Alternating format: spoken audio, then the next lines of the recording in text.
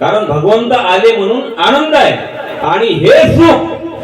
हा आनंद भगवंत आल्यानंतर प्रत्येक भक्ताला होते. म्हणून ज्यावेळेस भगवंत गोकुळामध्ये आले तुमच्यासारखंच मन त्याही भक्तांचं झालं असेल आणि भगवंत आल्यानंतर तिथला सोहळा कसा होता, तिथलं सुख कसं होतं अभंगाच्या पहिल्या चरणामध्ये गोकुळीच्या